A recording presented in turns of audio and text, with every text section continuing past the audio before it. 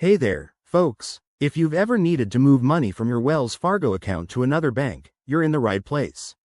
Today, I'm going to walk you through the process step by step, so you can do it quickly and confidently.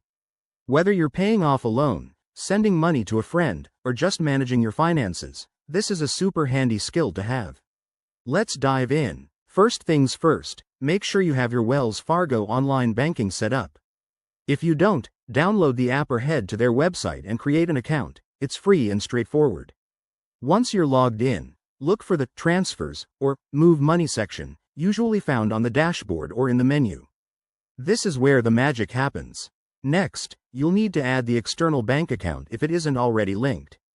Click on Add Account and enter the routing number and account number of the bank you're transferring to. Wells Fargo might ask for verification, like a small test deposit, to ensure everything's secure, so keep an eye on your other account for that. Now, for the actual transfer. Select External Transfer from the options.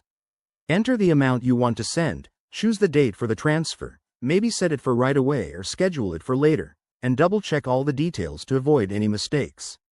Oh, and be aware that there might be a small fee for this, depending on your account type, so glance at the fee schedule in your Wells Fargo settings beforehand.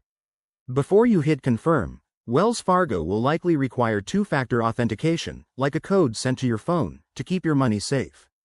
Once that's done, you're all set. The transfer could take 1 to 3 business days, so plan accordingly.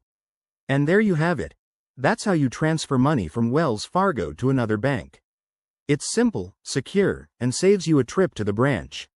If you run into any issues or have questions, leave a comment below, and don't forget to like and subscribe for more finance tips. Thanks for watching, and happy banking.